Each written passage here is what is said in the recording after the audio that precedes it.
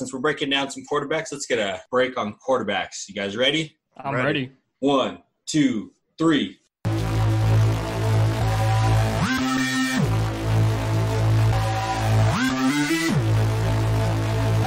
Slumpbuster.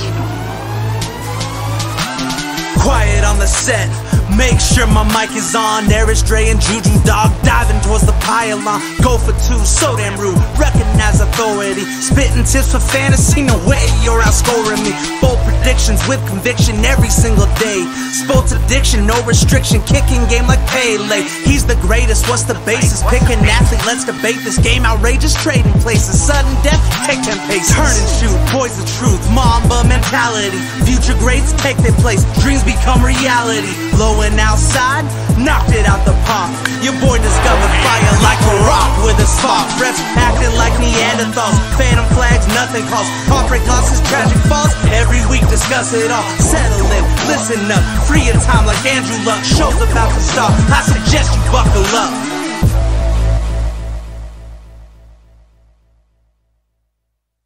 Quarterbacks. All righty. What's up, ladies and gentlemen? We are back for the second season of our fantasy football podcast. So we are in here. We have fantasy geniuses. Tell us a little bit about you guys. You guys are a two-man podcast. Yeah. So me and Austin came up with this. It was during the football season we came up with this. I mean, we've wanted to do this for a while, and it kind of took us a little bit to get started, and we actually got started about week 7. I believe, Austin, was that right? Week 7? Yep. Yeah, we started middle of the season last year, and both have been super just big on fantasy for a long time. I've played fantasy for years, and I've always just wanted to hop on a podcast, and what better than to mash two of my favorite things. So here we are, mashing together fantasy and podcasting and just trying to make everyone better.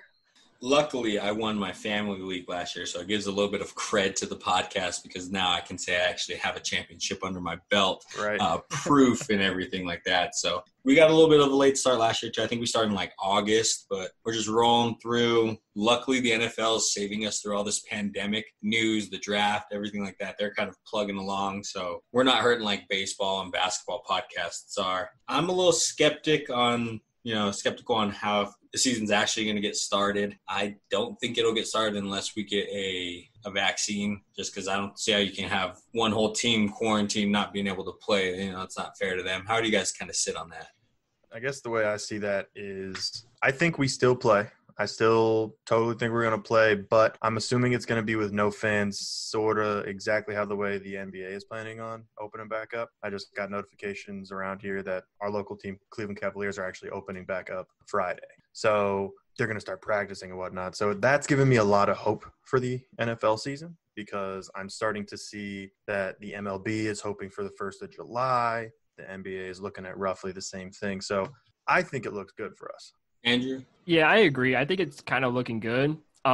I think what they may do is they may go for testing the staff, the players, people within the organizations, just to make sure, people don't have it at that current moment. So I'm sure they're going to do that well beyond the season, maybe during the summertime, just to make sure everyone's good and clear. And then I think once they figure out the situation that they're in, they may just make an announcement like, okay, hey, we're going to slowly just get people back into the building, slowly get people to the gym, slowly back into the normal routines during the off season and during, what they prepare for the preseason. So I'm sure they're going to do some kind of big ass testing to make sure that everybody is safe and ready to go. And I think they're going to do no fans in the stands just for this first season. And then we should see everything going back to normal within the next year. Yeah, I'm really hoping for some football. We need to kind of get back to some sports. It's right now all we have is that Jordan doc, so we need some actual sports, some actual stuff on TV. So we're just going to chug along like there's actual sports going to be happening. So we're just going to roll through all this like a normal off season for us. But let's actually get into these quarterbacks. So Lamar Jackson was QB1 last year, but hot take, I think there's going to be a different QB1. My quarterback 1 for the whole season next year, I'm going to say it's going to go back to Patty Mahomes. I am 100% on board with you there. I've got my rankings here pulled up.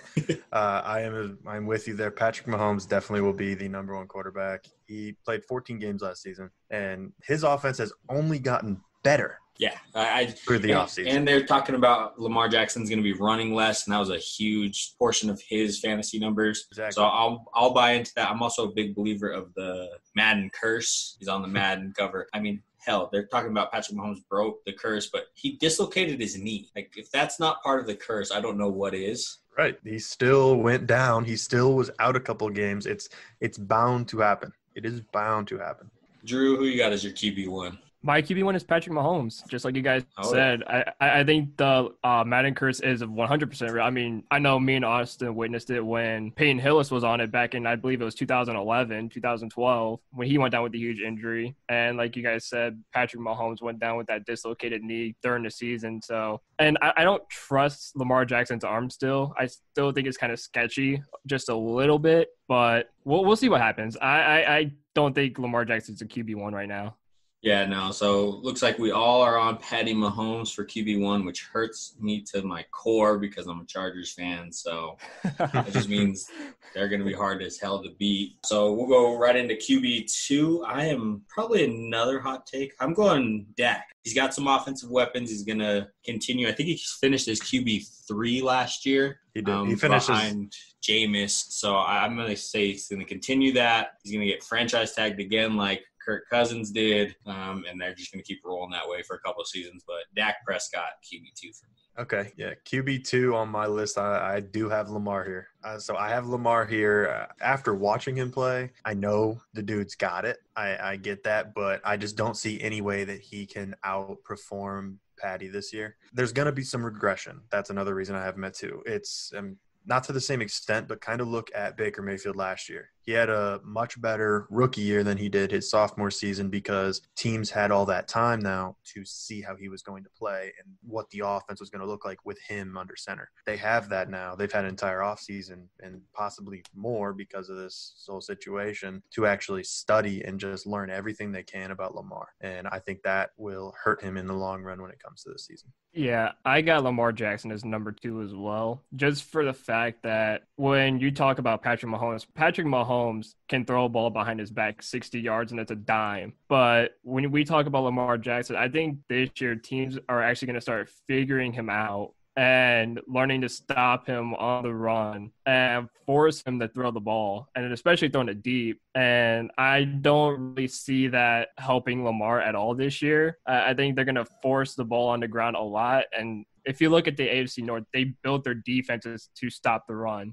So they're building to stop Lamar Jackson. And I'm sure a lot of teams that the Ravens are facing are going to do the same. They're going to start building their defenses to stop Mark Ingram, Lamar Jackson, and J.K. Dobbins. That's what they're building to do. You guys both have him at 2. I have Dak, and spoiler, 3 for me is Lamar. He's going to regress a little bit. I do think they're going to try to get him away from running, so not as much rushing numbers. I think he had like 3 or 4 games over 100 yards rushing, which in some leagues even gave you that 3-point bonus for 100 yards rushing. So if they cut back on that, a huge portion of his fantasy numbers are going to go away. So that's why I have him at 3. Who do you guys got?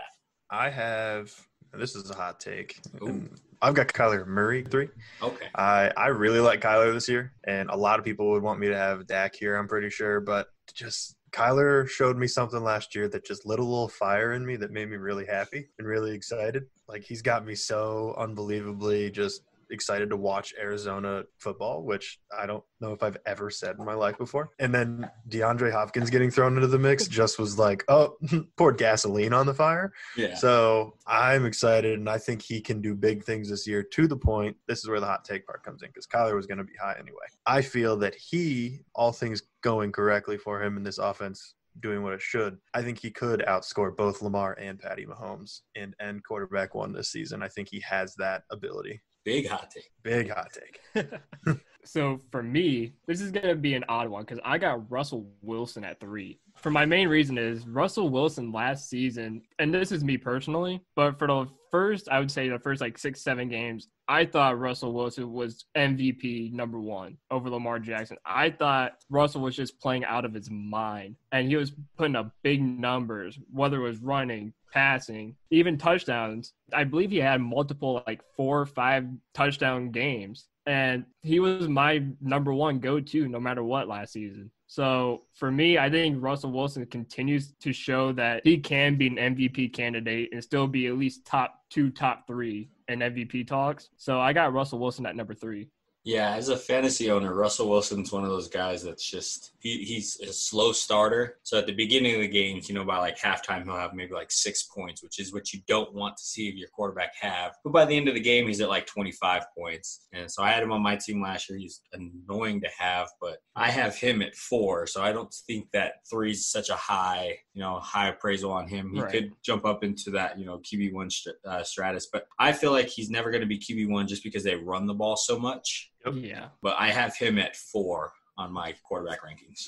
All right, cool. My 4 is Dak Prescott. This is where I ended up landing him here. Now, last year, if you listened to our podcast last year, Drew and I have issues with the Cowboys. We do always have. But I try my best when I'm doing rankings to stay as unbiased as possible. So I really like how he's set up offensively this year. I really do. He needed that third receiver because he's never really had that in CeeDee Lamb, obviously. And I think that's going to help him tremendously and help him continue that top 5 fantasy quarterback that we all know he can be. The biggest thing with him is it's going to be figuring out what contract, where he's going to sign the line basically and accept money, or else they're just going to plug and play Andy Dalton. And 2, he just has to make sure he hits his receivers. But when he does, I think he is the best quarterback that's not named Patrick Mahomes or Lamar Jackson. So I have Prescott number 4 as well. For the reasons of I don't know what his contract will be. I think that's one of the main reasons why they signed Andy Dalton so fast as soon as he hit the market. You get a good veteran for cheap, just in case if, who knows, Dak might hold out like Zeke did. You might hold out for a couple games and might hold out going to training camp and stuff like that. And it's not something you want to see. But when he does play, last year he was the league leader in yard. He did have a lot of passing yards. But my biggest concern, like Austin said, we've been very critical of him. It's because his accuracy is still an issue. You can't have Amari Cooper wide open 15 feet ahead of his defender, and then you just overthrow him by a mile. That's not how Amari Cooper works. You're supposed to hit him on a dime. And I think he's slowly starting to figure it out. I think Mike McCarthy's a big help with that. And so I think he can perform a lot better this season. But for me, it's just accuracy is still an issue. But like Austin said, I'm trying so hard not to be biased here. And I think he's a good quarterback. Don't get me wrong. He's a heck of a quarterback. But his accuracy issues still come and haunt him, even though he has 400 passing yards a game. Yeah, that's one thing with even when Romo was playing, like I just see the DAL after a player's name and I'm just like, I don't know, can I take this player? Even Zeke, I'm like, oh, it's just they're the Cowboys and I hate them so much. I don't know if I want that player. Yeah, we're from Ohio, and so Buckeye family over here, we love Zeke. Especially last year. I was at the 3rd pick. Zeke was staring right there at me. And I'm like, I don't know if I can do this. I don't exactly trust you. Last year, there's a couple more reasons why I didn't trust him, but still, it was that little Dallas coming after his name did not help at all. But let's hop in here to 5. All right, so 5 is going to be my hot take person. I think he's going to have a bounce back year from last year. He finished I believe, 11 or 12 in quarterback rankings. Matt Ryan from Atlanta. I think he's going to have a bounce back year. 2 years ago, he was QB2 overall. I just think that they're going to have to compete. They're going to have to throw the ball, especially in that NFC South now. So Matt Ryan, QB5. I know I'm going to get killed for that pick. No, you know what? Here's why I don't think you will. If you go back and look at the way Matt Ryan plays, almost every other year, he is a top 6-ish quarterback. Something like that every other year. And that's exactly how it goes. I even called it last year before we were doing anything. I even called it and I said, I'm staying away from Matt Ryan this year because he's on his off year. So I totally can see where you're coming from there. And it's a sexy pick because you're going to get him in round 13, 14. Yeah, definitely. You're getting him at a good spot in those leagues. Yeah. My 5th though is Russell Wilson. This is where I drop Russell here. I feel he's going to be one of those guys, kind of like how Tom Brady is, where he's going to be relevant till he retires, like till his last game. Even his last game, he'll still be a relevant quarterback. They're not going to be forcing him out of town or anything like a couple of these other guys you're seeing. I think he's just one of the most talented quarterbacks in the league, and he's going to be extremely consistent. He's going to be slow at the beginning of your games, like he said. He's going to be very stressful, but he's going to close it out for you and make sure you get what you need. Yeah, my number 5, this is why I put Kyler Murray. Kyler Murray, like Austin said, he's got that unique fire in him, and I loved watching him last year. The first couple games he was off, but then he started to pick it up, and he found himself, and he found his way into the league. Now you add DeAndre Hopkins into the mix, you're just adding fuel to the fire, and you're giving that man something to work with. And you got Kenyon Drake behind him at the running back spot. But the one thing that scares me, and this is one of the main reasons why I have him at 5, is that offensive line is still not the greatest. I still think that he's going to get pummeled by a lot of teams because of that offensive line. They took Isaiah Simmons with their pick this year when I really thought they were going to go offensive tackle to protect Kyler Murray. But I do think that even without the protection, he's still a very, very, very solid quarterback.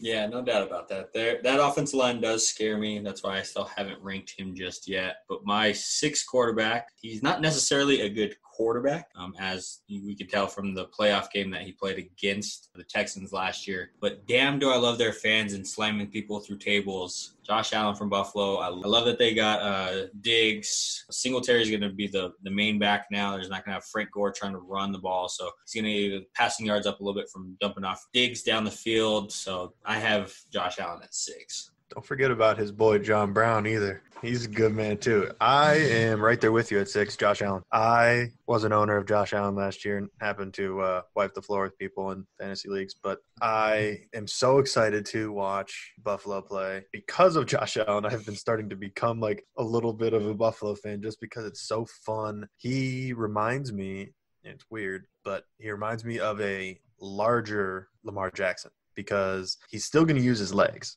We've seen that. I want to say he had like 500. Yeah, he had 500 rushing yards last year with 9 touchdowns, around 9 rushing touchdowns as well. That's only going to either stay consistent or go up, and he can still throw it into a bucket.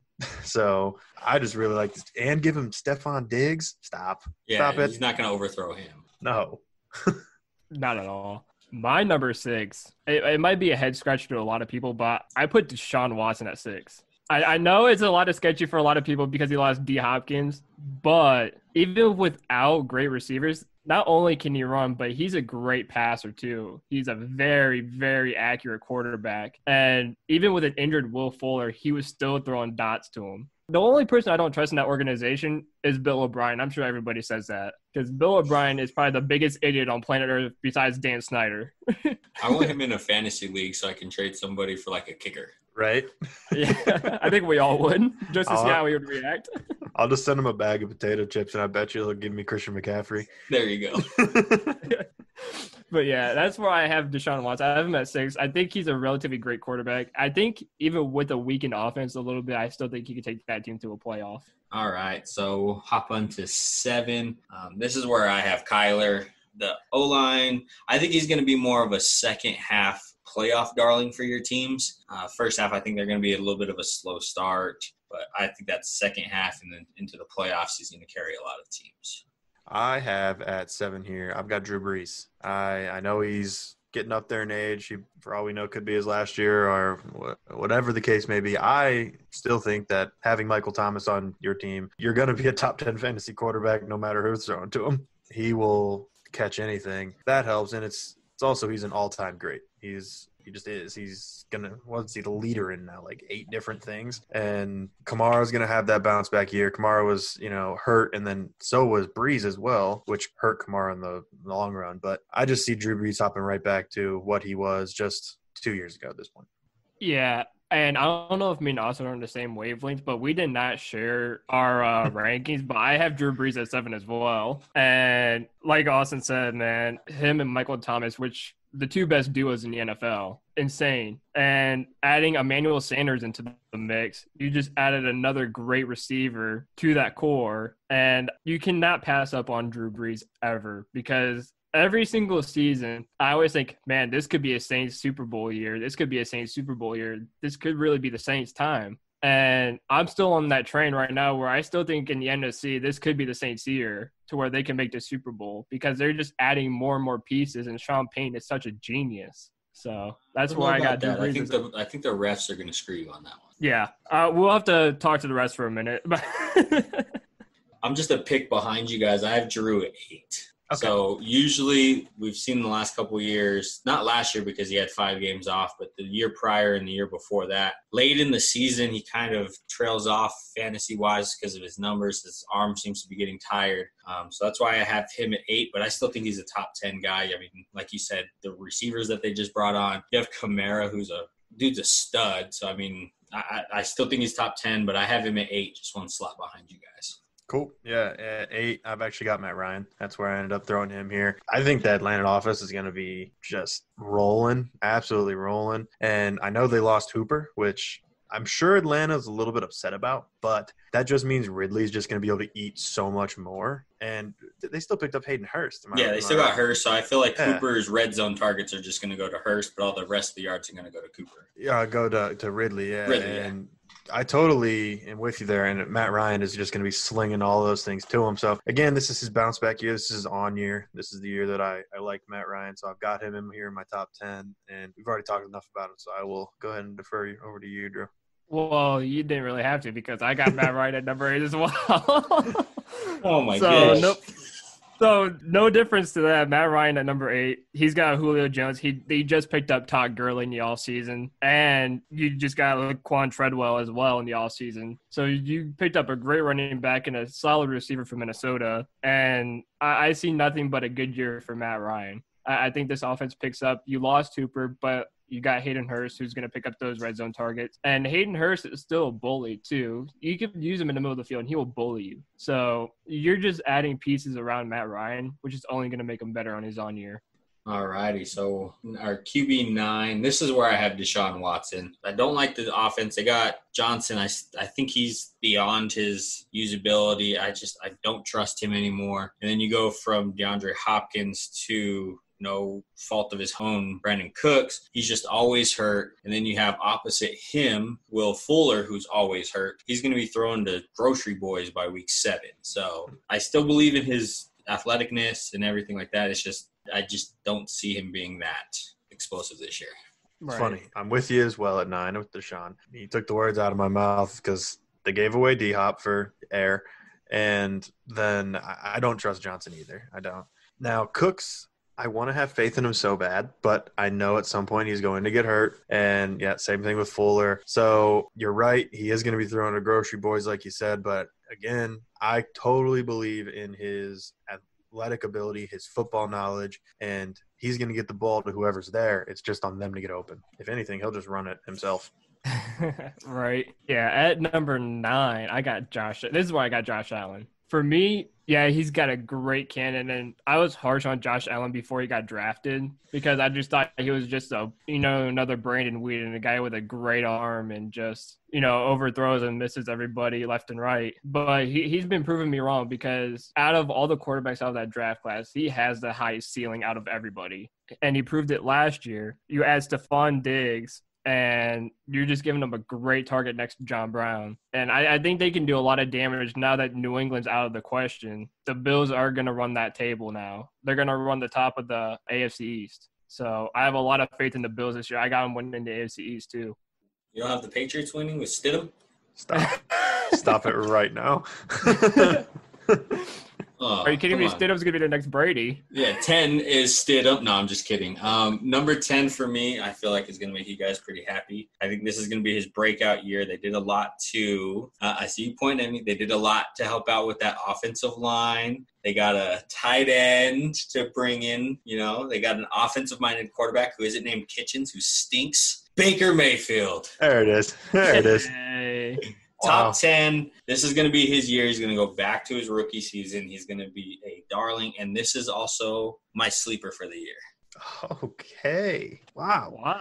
I am very happy to hear all of that. Now, my 10 here is actually Matthew Stafford.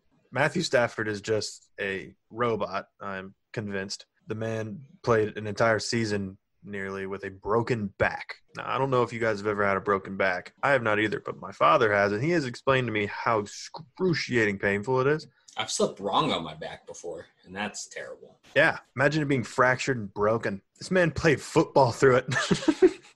So, mind you, he was on pace in the 8 games he played for the best season he's ever had. Best season he's ever had since, not since anything, just completely. So I'm really excited for him to come back, and he's got great targets. And they just brought him in a new running back because I don't know if I take it they're not believing in carry on anymore, but hey. Yeah, but they also believe in a 18-man backfield committee. Yeah, that I don't like. That is true. But that's for the running back show. I've got Stafford here, though I do really love your Baker pick, and I'll get into that. I'll get into Baker when I get to him. Yeah, here at number 10, I actually have Aaron Rodgers at number 10. I know they picked up Jordan Love in the draft, which I think was the biggest shock of the entire draft, for sure. And here they picked up Devin Funchess in the offseason. They still got Devontae Adams and Aaron Jones. And I think that pick of Jordan Love is going to get to Aaron Rodgers, and he's going to prove, even with his age, that he's still one of the best in the NFL. And you just see him doing so much damage and just tearing up the league. So for me, my 10th to finish off the top 10 is Aaron Rodgers. All right, so top 10 is done. We still got 2 more slots in our QB1 rankings. 11 for me is that man, Aaron Rodgers. I still believe in him. He's got Adams. He still has Williams, running back, and the other Aaron. I always got those 2 mixed up last year when we were talking about him. So I still believe in him. I still think he's got 3 good years in him. I mean, the man is a genie when it comes to football. Like, he'll make your every wish come true fantasy-wise on certain games. There was 2 games, I think, against the Niners. He had a terrible game. I think there was one other game where he had just a terrible week. But otherwise, he was top 12 every week. So number 11 for me, that man, Aaron Rodgers. Number 11 for me. It's that man, Aaron Rodgers. I agree with you that he probably still has 3 more good years. I do. What I don't think is that those 3 years are with the Green Bay Packers. I think he plays either all or majority of this season with the Packers and will go somewhere else after. I buy into the fact that he is upset that they traded up for a quarterback when all they needed was to draft one of the plethora of wide receivers that there was in this draft. And they just said, no, sorry. Instead, they used those picks and drafted up, got Jordan Love, and I have to only imagine that that's so just frustrating to him. And this is kind of a cool stat. So Aaron Rodgers has done 364 touchdowns in his career, and one of them has gone to a player that was drafted in the first round. And that was last year. Yeah, 1 touchdown. Wild. Just shows you what that man can do, for real. My number 11, and this is a big risk, but I'm a man who takes risks. Number 11 for me is Carson Wentz. The reason why I have Carson Wentz so high, I know he's an injury-prone quarterback, and I know that's why they drafted Jalen Hurts. But I have a good feeling that if he plays a full season, especially this year, that man is so good that he's got the fastest receivers in the NFL by far. You added Jalen Reagor in a draft, who people are questioning, who's this guy? But when you watch his tape, this kid is amazing. So you're only adding to the receiving core. And you still got Zach Ertz, who's one of the best tight ends in football still. I think Carson Wentz, if healthy, can have a phenomenal year. Yeah, that stat last year of him having 4,000 passing yards and not a single receiver over 500 receiving yards. They didn't count the tight end because pretty sure Ertz had over 500 yards, just receiver. But he was throwing to the 12th and 11th receiver on their roster. They were bringing up dudes from the practice squad the week of, I believe, Washington and Dallas, the last 2 games. Those guys weren't even on the opening day roster for their practice squad. So they're just guys that they brought in. But I'm kind of on that same wavelength. I think that they got rid of Jordan Howard, so they're not going to be running the ball 800 times a game for 3 yards. Right. Miles Sanders is going to get more of the workload. He's really good receiving back, so that's why I have Carson at 12. I think he played 16 games last year, except for that concussion in the playoffs, which is a fluke. That can happen any game. He's going to get his receivers back, so I think he's going to have a big year for fantasy purposes. That's why he's at 12 for me. Cool. I like it. We'll get to Carson later on my list. This here, I have Baker Mayfield. This is where I threw him here at number 12. I am with you. I think this is his bounce back year. I think he's going to do better than he did his rookie year. Having the an offensive line in general, because he basically had none last year, is going to change things just dramatically, and I'm really excited to see all that. And he's still got the same weapons and even better in there. We even added another wide receiver in Donovan People-Jones, so that'll be cool. But this year kind of reminds me of how Jared Goff was in 2016 with Jeff Fisher. So where he averaged like 5.3 yards per attempt or something like that. And then the very next year when he got his new coach, right, it jumped right up to 8 yards per attempt and 28 touchdowns. So obviously grew, and it shows you just how much a coach can really affect you. And I think Stefanski is going to help Baker a lot when it comes to this offense and just becoming one of those quarterbacks that actually can stick around for a while, because God knows the Browns need it. Yeah, for sure. We definitely do need it. My number 12 is Tom Brady. And I have him a little bit higher than what he should. But I think this is the year that everyone in the NFL has been waiting for. What is, can Tom Brady still be elite on a new team or on a different team? Would he still be a Super Bowl champion, or will he still be a playoff guy with a brand new team? So that's the one thing I'm excited about, is how he performs on a new team. But with that being said, with his stat lines over the years and stuff like that, he is the best quarterback in the NFL by far. And you add Gronk. For me, it doesn't make a big difference. I don't know about you guys. I don't think that makes a huge difference. But you still got Chris Godwin. You got Mike Evans. You got a lot of talent. Ronald Jones, who's a decent receiving back. I think Tom Brady still has weapons at his side, weapons he's been wanting in New England but never had. I think this could be a good year for Tom Brady, even though he's on a brand new team. I still think we're going to see the same Tom Brady. Weapons he never had. He had Randy Moss. That's the only weapon he's had, but Randy Moss retired years and years ago. He had Gronk, Randy Moss, and Julian Edelman. Give him those at least, But I think on the topic of Tom Brady, I do like the fact that he has a back that will try to catch passes, basically. He's getting there. I don't know whether to fault him for, because he had Jameis throwing to him or because he just can't catch balls. So I don't know. We'll see. I fault Jameis's eyes. I mean, you can blame a lot of stuff. LASIK. Yeah, he did finally do it. And he's behind Drew Brees. He's going to learn behind Drew Brees, even though they have Taysom Hill, who I think is the best backup in football. But that's fine.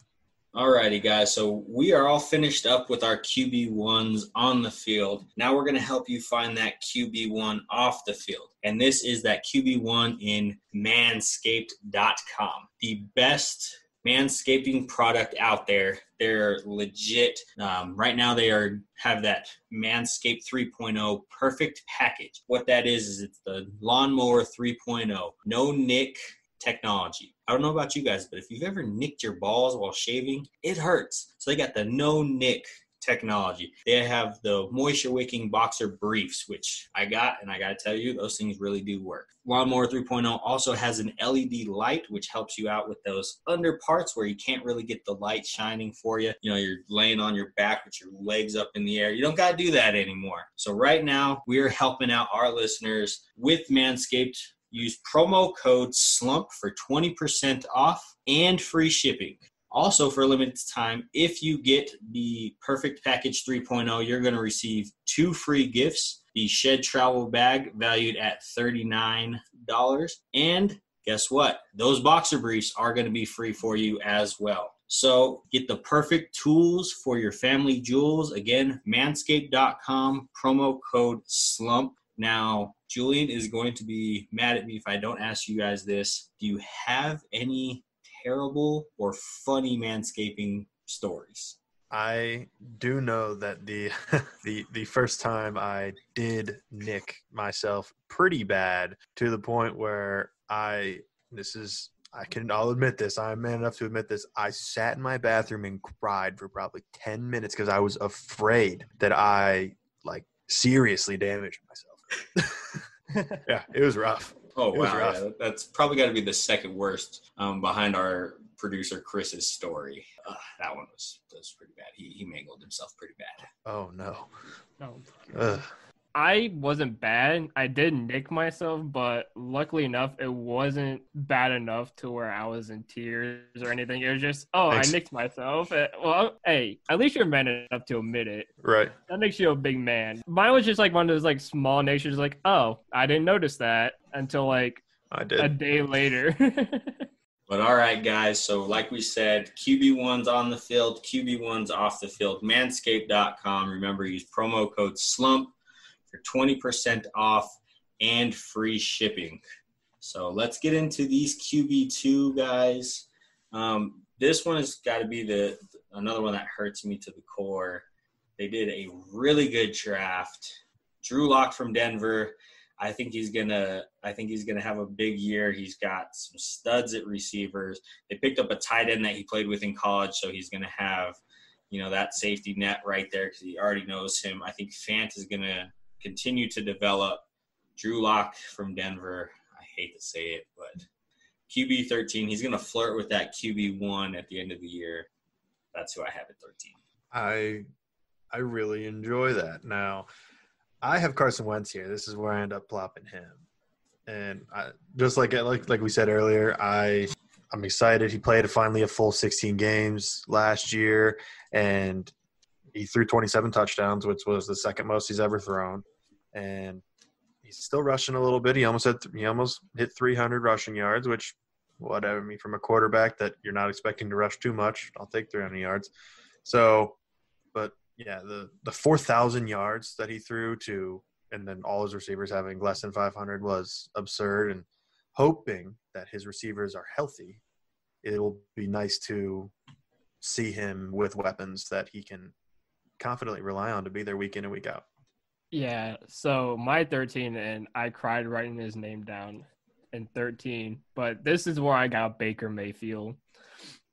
We've added such great depth in the draft. We got, obviously, Jedrick Wills to help that offensive line with Jack Conklin. We got Donovan Peoples-Jones. We got a great tight end in Bryant. And, man, it kills me to put him down here. But I pray, and I think this is going to happen, but I think Kevin Stefanski is the difference maker for this Browns offense. He fits Baker's play style with what Baker was good at in his first season in at Oklahoma, to where Baker is a play-action quarterback and Kevin Stefanski is a play-action coach. We saw what he did in Minnesota with Kirk Cousins. Kirk Cousins played very well under Stefanski, and I can see that big turnaround for Baker Mayfield this season with some of the deadliest weapons in the NFL. I think Baker Mayfield can have himself one of the best bounce-back years in the NFL. Odell did say he's getting bigger and faster this offseason. Which is what we want to hear. But is anybody ever getting slower and thinner? They're always getting bigger and faster. Right, exactly. exactly. Something you have to say. Well, we'll keep chugging along. 14, I have Stafford. I want to believe in him because he's a really good player, but the organization is trash. Ever since Megatron, they've never been able to get really anybody. They don't try to do anything in the offseason. You have Galladay. That's really all I'm excited about from that offense. But 14, I have Stafford. But Marvin Jones. I had Marvin Jones last year, and he pissed me off because I sat him the week he had 4 touchdowns. I was going to say. Because he had 1 point and 1 point on opposite weeks of that 4-touchdown game. No, yeah, I hear you. But my 14, this is where I laid Tom Brady. He's still Tom Brady. He's going to do fine. He's going to have this whole hype behind him. I think that their first couple games are going to be explosions, to say the least, because there's just going to be so much hype behind him, and he's old enough and not going to break under that pressure. Same thing with Gronk. And I also think Gronk will be on fresh legs, and he's going to slow down during the season. That's a tight end thing, but he will, and in return, so will Tom Brady.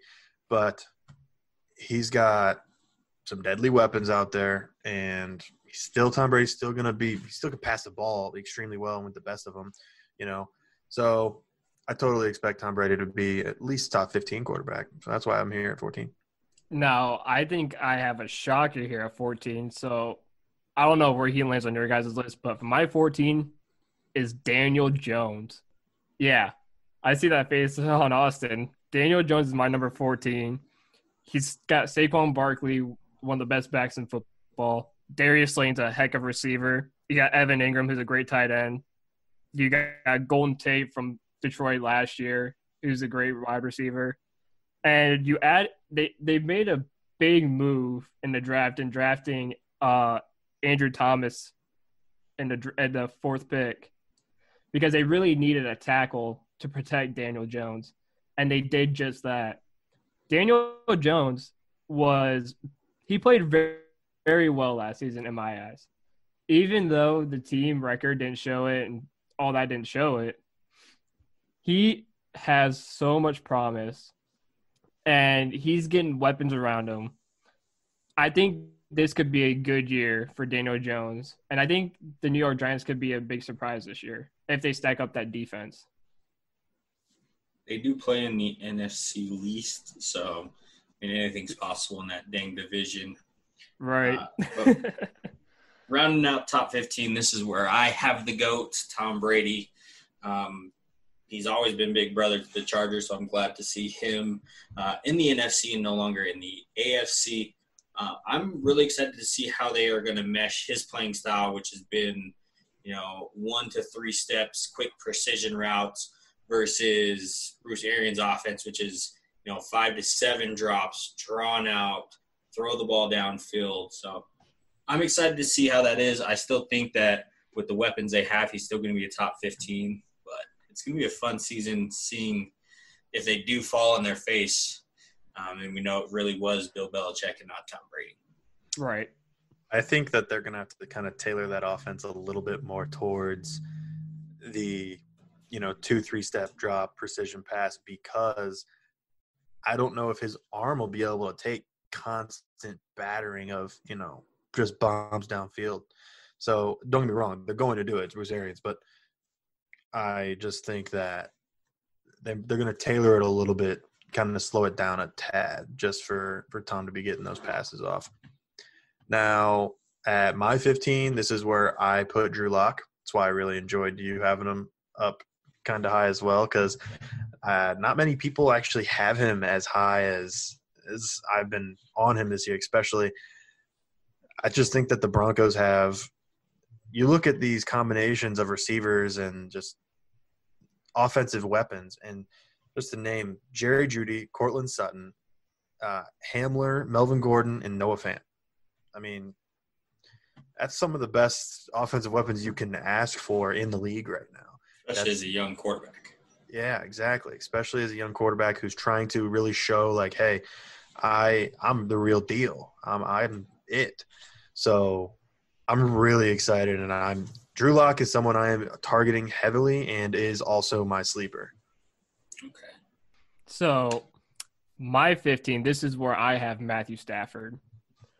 I think he's such a great quarterback. He played through a broken back. This man is tough as nails. And he's one of the guys I've praised over the years because he's consistent. And when you're playing fantasy, what's one of the biggest things you want is consistency in a player. And that's what he is the best at. He's very good. He usually always averages about 295 yards a game, at least. And he will make sure with the worst people around him, he will still hit that mark no matter what. He's consistently good while the team is consistently bad. So I like Matthew Stafford. I think he's still a very reliable quarterback in the NFL. I kind of wish he was on a different team than Detroit. But for me, he's still a top 15 guy. All right, so we're out of the top 15. And this is going to be a interesting pick because he's just coming off of surgery. He still has his receiver. He still has his running back. But they added a tight end, which they haven't had in a couple of years. Big Ben at 16. I think he's going to come back from the surgery. He's going to do just fine. He's going to slot back into his normal playing role where he's standing high looking like a damn skyscraper out there. He's going to get hurt, and he's going to sit out 1 to 3 games, so that's why I have him a little bit lower. But 16, Big Ben. It's funny. It's like we talked before this, but we didn't. Big Ben at 16. Damn. So, yeah. For the same reasons, actually, funny enough, that I know he's Big Ben. He's going to come in and do everything he normally does. He's not a runner. He's just going to sit under, in the pocket. He's going to find his open man. He is going to hum that thing in there.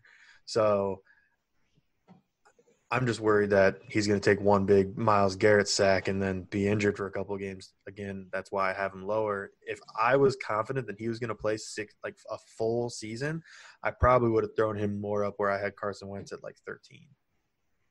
Yeah, same here.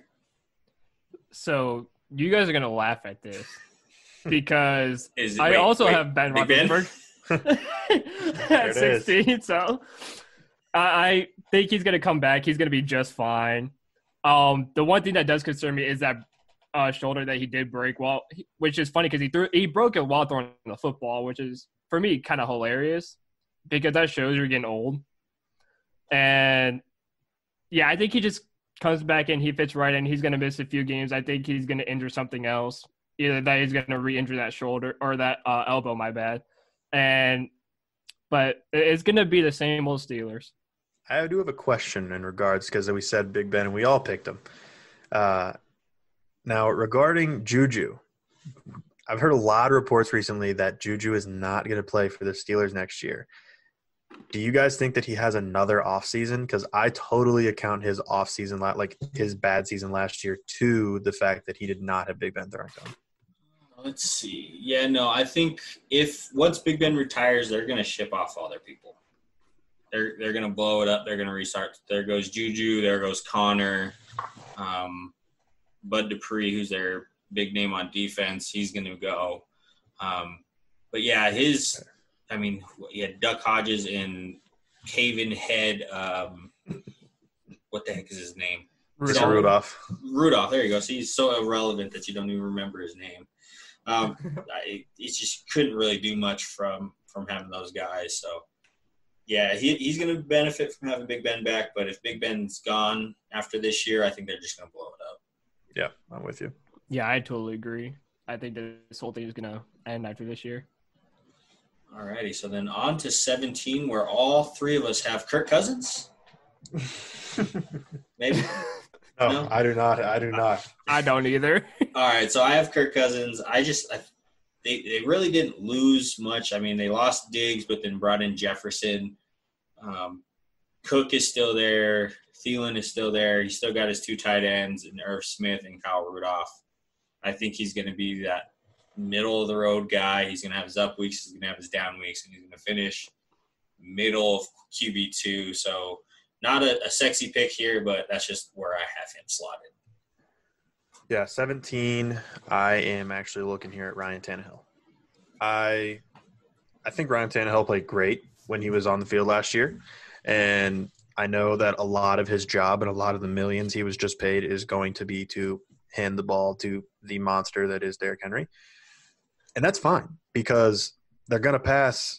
They're still going to pass, obviously, and he still threw what? He threw 22 touchdowns in 12 games last year. That's awesome. Scale that up. He's probably throwing, around 30, maybe a little more. It's awesome. I love to see that, and I'm really excited to watch the Titans play next year, even though they broke my heart in beating the Browns week 1 last year. It's fine. Well, we're going to be sad because we play them again this year. And I think me and Austin kind of maybe talked before this because I also have Ryan Tannehill. We didn't, though. We didn't. None of us talked about these lists. No, at all. My list has been made for days. I know, mine too. And, yeah, I got Ryan Tannehill at 17. I think this is going to be a drop-off. I think people need to be realistic that run's not going to happen again. I don't think they're an AFC championship caliber team. I think they're more of the same 9-17 that we see every single season and, kind of like a first-round exit. And I feel like a little more this year, they're going to be a little more run-heavy with Derrick Henry being the number 1 running back in football. So I feel like they're going to be a little too run-heavy, and I don't see Tannehill making magic happen twice. Number 1 rusher. Let's make that very clear. Well, because Christian McCaffrey still does live on this earth. Hey, Nick Chubb was running back too. Rushing. Check those fantasy points, and I'll show you a running back that's at number 2. That's why I'm going to steal him from you this year. Ooh, already shit talking. See, this is what I love fantasy. Yes. This is I mean, hell, my mom is shit talking to me because she's in our family league, and she will just nonstop just talk shit. That's just why I love fantasy. So It's so great. It's so great. Keep the banter up. Yes. We will keep rolling with these rankings. At 18, I have probably my favorite quarterback nickname in Teddy Two Gloves Bridgewater. I think he landed in the perfect spot. He's not going to wow you with his arm strength or anything like that. He likes to dump the ball down. I think like 25% of his passes last year were within 5 yards. And you have the best offensive player to throw from 5 yards above the line of scrimmage and 5 yards below the line of scrimmage in run CMC. So Teddy Two Gloves at 18. He's not going to wow you, but he's going to get you 2 touchdowns a game. So pretty consistent for me on this rank. Yes, I'm with you there, except you're 1 pick off because I have Kirk Cousins at 18. We were 1 pick off there. We mixed something up. Yeah, we missed something, but it's fine. Yeah, Kirk Cousins, exactly like you said, still got Dalvin and Thielen, and then they added Justin Jefferson, and Justin Jefferson is actually my number 1 rookie wide receiver right now after like post draft because of landing spot. I think he is basically going to be able to be kind of plug and play right into those dig spot basically and be happy about it, unlike Stephon Diggs. So yeah, I think this is just a really good situation for him. And yeah, he's going to have his on and off weeks, just kind of like last year where his off weeks were Dalvin Cook's explosions. So, I say that biasly because I had Dalvin Cook, but yes. Get this. Last year, I don't know how my family let me do this. I had Christian McCaffrey at pick 3. Yeah. And then in the second round for my second pick, I had Dalvin Cook. Wow. Okay. I just murdered people last year. Yeah. I had Dalvin Cook and Saquon Barkley. So it was a nasty combo. I mean, it was kind of funny in our little league last year. You guys gave me literally Tyreek Hill and D-Hop with the first 2 picks. So yeah, how'd D-Hop turn out, bub? He still turned out great. I know what you're talking about. Nah, for me and Austin are on the same wavelength again because I have Kirk Cousins in the same spot. You didn't lose anything. You lost 1 receiver, but you replaced him with a great rookie, Justin Jefferson. I think this is going to be the same team, same offense, same Kirk Cousins. I think they're going to end up in the same spot. I don't think they're going to beat the Saints in the playoffs again, but I think they wind up in the same spot they were last year. All right. So then for 19, here is my biased pick. You have Keenan Allen. You have Mike Williams. You have Hunter Henry, Austin Eckler. Tyrod Taylor, he's a game manager, but he's still going to get you some decent points. He's going to be consistent. He's not going to have 3 or 4 picks in a game like my boy Philly Rivers had. I love Phillip Rivers to death, but I think Tyrod Taylor, he's going to keep handle the ball a little bit better. We're going to be able to run that Anthony Lynn offense, so he's going to be out of the pocket, making plays with his legs. He's going to be right around that mid QB2. He's going to have blow-up weeks, but you're not going to get 4 interceptions and 1 touchdown like you did with Phillip Rivers last year. So my biased pick, Tyrod Taylor, 19. I think you chose to put your biased pick at a good spot. I think that's like the highest you could put him comfortably at. Tyrod Taylor, number 1. I'm in the podcast. We're out. Yeah, here at 19 is actually we swapped again. I have Teddy Bridgewater. Excuse me. Again, yes, a lot of his passes were just within 5 yards. Which, hey, you have Christian McCaffrey on your team who loves those things and specializes in running them all the way into the end zone. So that's just going to make him look even better. Another reason why I really like Teddy Bridgewater. I'm afraid though. I have him a little lower than I wanted because for some odd reason he just gives me a little spook because I don't want him to get hurt again. And we haven't got to see a large sample size of him. We got to see he played in 9 games last year, but we haven't seen him actually play a full 16-game season only one time. It was in 2015. So that's the thing that kind of bugs me with him. But if he can continue doing those dump-off passes to Christian McCaffrey and then every once in a while letting one out, sure, I like him a lot. And I think he has the ability to end as a quarterback 1 if he can stay consistent. Yeah, I agree. Now, my number 19 is not Teddy Bridgewater. Just to give you a sigh of relief. My number 19 is a big shocker. It's actually Jared Goff. For some reason, ever since Sean McVay came to that Rams team, he made Jared Goff into something else. Because Jared Goff wasn't that great in his first season. But when Sean McVay came, for some reason, Jared Goff turned it on. And he still got some good weapons around him. He still got Cooper Kupp. He still got Robert Woods. He's still got a couple of good players around him. Tyler Higbee at tight end. He can still lead a team to a playoff. Do I think they're going to do it this year? We'll see. But he's becoming better and better every season. And he did make it to a Super Bowl a couple of years ago. And we can't forget about that. So I have Jared Goff at number 19. All right. So for round out top 20, nice clean number. I got Jimmy G. I have him a little bit lower than a lot of rankings that I saw because I feel like they're going to continue with that run game. That offensive line is pretty good. Their stable of running backs is really good, which pisses me off because you never know which one's going to go off that week. One week it's going to be Coleman. The next week it was Breida. The next week it was Mostert. So you never knew exactly who was getting it. But Jimmy G, he's going to have those really good weeks, but then he's going to have the weeks like he had against Green Bay in the championship game where it was 280 yards rushing, and he had like 8 pass attempts. So he's going to be a little bit lower than a lot of people have him. I just feel like they're going to keep going with that rush game. Where you guys have it, 20? So at 20, this is where I have Daniel Jones. Back when they were talking about it, I do really enjoy the fact that his offensive line was upgraded, and I think that's going to be great for him, and he's got a lot of weapons that he can keep throwing to. Plus, you've got Saquon Barkley, and that helps things dramatically. So at my number 20, this is why I got Teddy Bridgewater. I think Teddy Bridgewater going to Carolina was huge. I like the move. I think it's a good fit. You got great weapons. You got Curtis Samuel. You got, obviously, Christian McCaffrey. And Austin's eyes is the second coming of Jesus Christ. You got Robbie Anderson from the Jets. So you added another great receiver.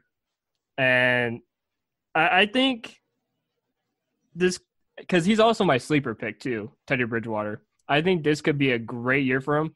The games he did fill in for Drew Brees, he – was 4-1. He only lost once. Oh, he was 5-0. Oh, 5-0, was he? I thought he lost one. 5-0. So it shows you that he can still be a great quarterback in this league. And he's definitely a top 20 quarterback in my eyes. All righty. So then 21, here's the fun pick. Down from Louisiana, or up from Louisiana, I got Joe Burrow at 21. I think he's going to have a pretty good rookie year. And then after that, Cincinnati's going to take hold of him, and we're never going to hear from him again. Yeah, that's funny. 21, I have Jared Goff. I still think he's got plenty weapons there. He's going to do fine in that offense just like he has since McVay's got there. Not going to be number one, but he's also not going to be, anything to laugh at. He's going to be relatively consistent is definitely the hope here is where I'm at. But I will not lie. This is someone that I am kind of marking as a void because there's too much. I'm guessing too much, or I'm hoping too much from him. I don't want to hope from a quarterback. I want to go in and almost be guaranteed that I'm going to get this out of you. And right. He just doesn't show me that. So my 21, this is where I dropped Jimmy Garoppolo. I think the 49ers were more of a defensive team. I think that's one of the reasons why they made it to the Super Bowl, is that they had the number one defense in the NFL. They have great offensive weapons, don't get me wrong. Obviously, you got George Kittle, who puts lubricant on himself before every game so he could slip out of defenders' hands. But I don't think it's a extremely high-powered offense. Because in my mind, Jimmy Garoppolo was still backup for a while in New England, and when he first came to San Francisco, he got injured and was out for the majority, or out for the whole year that year. And I mean, I give him credit where credit's due. Yes, he made a Super Bowl, but again, I think just like how the Steelers made a pushback this past season and all that, it was all on the defense, not so much on the offense. Yeah, so sorry, Juju. We just kind of bashed your guy, but I mean, it is what it is. But 22, here's another biased pick. I love the situation he's in. He went to a coach that had him as an offensive coordinator 5 years ago. He got a big body receiver in Pittman Jr. that they just drafted. One of the best offensive lines in the game. Two pretty stout tight ends. And then he's going to have Jonathan Taylor to rely on to help ease that burden of throwing the ball 400 times. Philip Rivers in Indiana, I like the situation that he went into, leaving the Chargers, going to Indianapolis. They had, like I said, they had one of the best lines. And 2 years ago when the Chargers went 12-4 and Philip Rivers had a really good year, we had a healthy offensive line. Last year, we were playing our third right tackle, our backup left tackle, our starting center broke his neck, our starting left guard went out. So there was a lot of injuries along that offensive line. I think with having that healthy offensive line, having a clean pocket, he'll have a pretty good year. So 22, Philip Rivers. 22, Philip Rivers. Yes, let's go. Yes, I am actually with you there. Having one of the best offensive lines in football is going to help him a lot. I do still think that Philip Rivers is throwing that thing like a medicine ball. That worries me. He always throws it like he's shot putting it, though. This is how he throws it. Yeah, but it got a lot worse last year, man. I mean, it got a lot worse. So I'm hoping him having a little more time to set up his throw, get it out to his receivers is going to help him a little bit. And hopefully they have a healthy back to normal T.Y. Hilton that will kind of be a good little relief for him as well. But yeah, that's where I got Philip Rivers as well. So funny joke here. I got Philip Rivers at 22 as well. Oh my God. We did not collude in any way, I promise. Not planned. Yes. No way. Never planned. We did not talk before the show. We promise. Philip Rivers, he's got one of the best, if not the best, offensive line in the National Football League. So he will be very well protected. He's got T.Y. Hilton. We can't forget that, yes, they picked up Jonathan Taylor, but they also have Marlon Mack in the backfield, who's also very good. And, Jack Doyle as a tight end. And they're just a good offense. This is a very good offensive team, offensive-minded coach. Philip Rivers, I think, will succeed in Indianapolis. All righty. So after my former quarterback, who I loved so dearly, thank you, Philip Rivers, for all that time. And I wish I was one of your 800 kids that you had. But 23, this is where I have Ryan Tannehill. And I have him low because we haven't seen him play 16 games in a long time. I'm just not sold on the fact that he can complete a season. Because of that, that's why I have him so low. Other than that, I mean, yeah, it's gonna be really hard to get injured going from the center to the running back. Like, it's gonna be really hard doing that, not getting injured. But I have a feeling somebody's going to step on his toe or something like that, and he's going to get injured and be out a couple games. So 23, Ryan Tannehill. All right, yeah. 23, I have Jimmy Garoppolo. This is where I end up throwing Jimmy G. I had Jimmy G last year. I enjoyed him. He gave me a couple 40 bombs, and that was very well accepted. I just think that the amount of running that team does on offense is going to hinder the amount of points he'll be able to get. And he lost a weapon. So, I still think he'll be relatively similar to last year. I just don't see it being as much. I'm hoping they kind of give him more checkdowns and help his stats out a little bit. That'd be cool. Yeah. So for me, for 23, this is where I got Drew Lock. And it's not because I hate Drew Lock. I love Drew Lock with all my heart. I think he's a fantastic young guy and a fantastic quarterback. But for me, this is a prove-it year for Drew Lock. You got offensive weapons. You got great wide receivers. You got great tight end, a good solid running back, a good offensive line. But this is a prove-it year. You had success in your last few games in the season. But can you make it consistent for all 16, 17 games? That's where it comes down to play. If you come out and you had great last 4 games, cool. But if you come out this season and you're starting off bad in the first 4 or 5 games, what did those last 4 games last year show us? That you had a decent amount of success at the right time? Or can you bring that on a consistent basis through a 17-game season? That's why I have him so low. This is a prove-it year for Drew Lock for me. Prove-it year in the second year, though? I feel like it's a bit harsh. It is a bit harsh, but I think people are really high on him, and I just want him to prove it that he should be taught highly. So it's not like a prove-it year. Like, yeah, it's the hype. It's like Baker Mayfield last year. It's the hype. I don't think it's going to be one of those years where it's like, oh, Drew Lock's going to suck and he's going to be benched for the rest of his life. No, it's not one of those things. I think he could be an excellent starter. I just think it's one of those years where you're being talked about the most now, like Baker was last year. Can you get behind the hype and prove to everybody that you're worth the hype? Well, hopefully he's not worth the hype, because then that makes it better for the Chargers. So hopefully he sucks. But, yeah, so I have him a little bit higher. You have him a little bit lower. That's why we're doing these collaborations where we get everybody's rankings, because everybody's rankings is just slightly different, except for like Big Ben, Philip Rivers, Patty Mahomes, where we're all the same. Yeah. But to round out QB2, this is where I have Danny Dimes. I do like the protection that they got him, but I still feel like they still need more weapons around him. Yeah, you have Golden Tate. You have Shepard, who's been hurt here and there. I just feel like they still need a little bit more weapons outside of Saquon.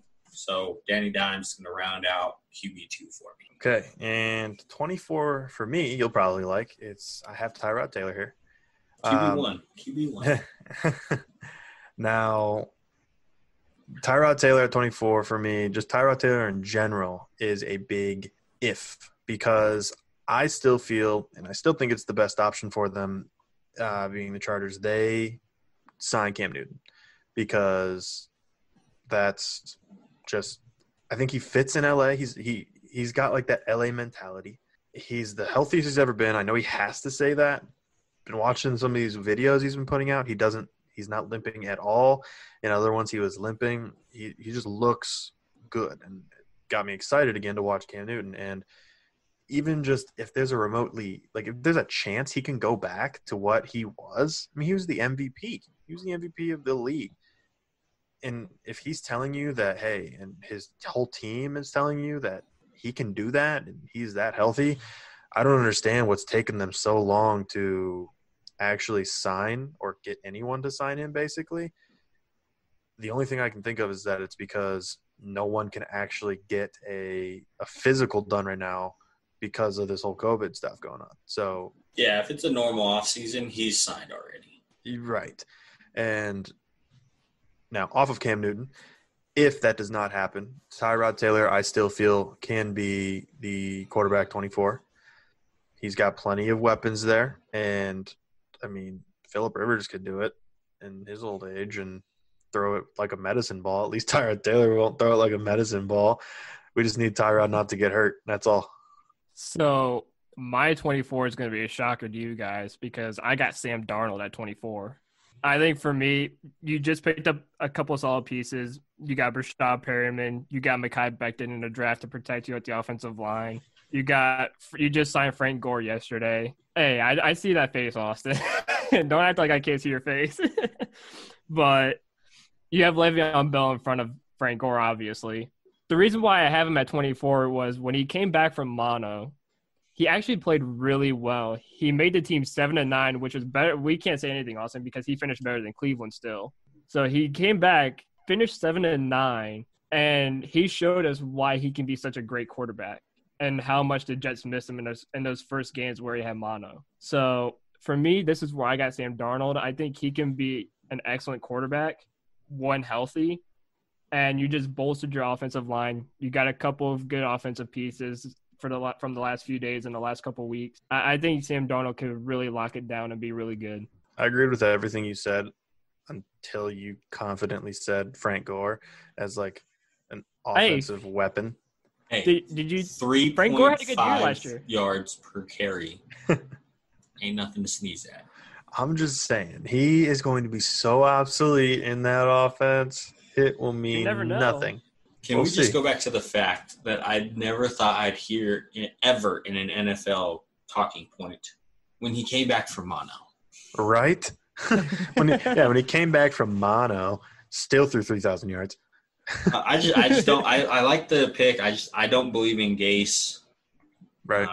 It's just everybody has their own feelings. Oh yeah. I just personally don't believe in him. So. I like that. I believe in that. But all right, so we got through our QB1s, our QB2s. We've already mentioned our sleepers, but we'll go ahead and run through those real quick. Mine was Baker Mayfield. Austin. That's where I had Drew Lock. Andrew. I had Teddy Bridgewater. All right. So now we'll go ahead and just, before we end it, get a guy who you're staying away from. I actually have two. I have Goff. I just feel like he's going to have a terrible year.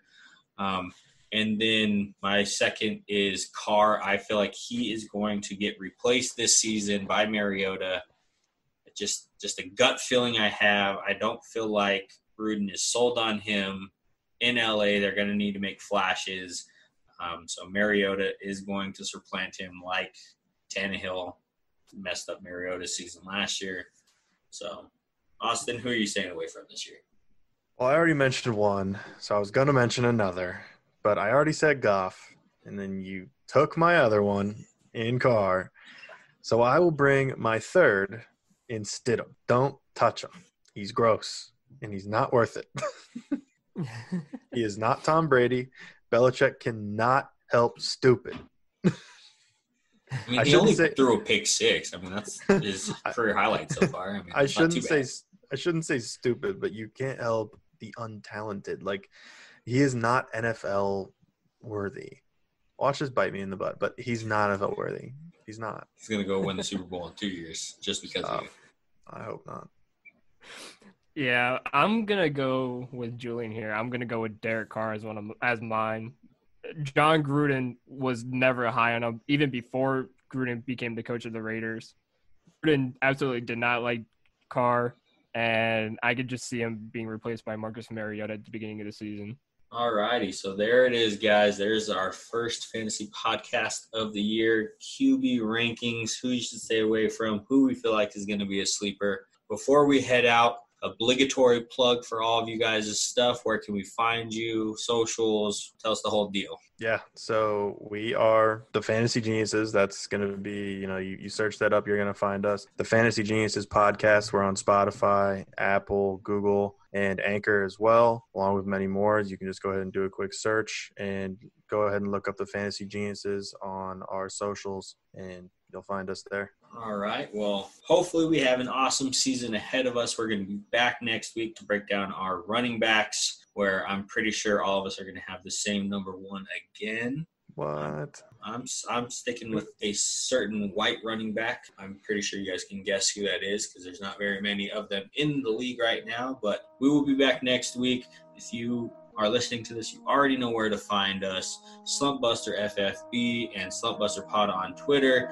TheSlumpbuster.com, where we have all of our rankings and articles. As Julian likes to say, come for the memes, stay for the pod. We will see you guys again next week. We out.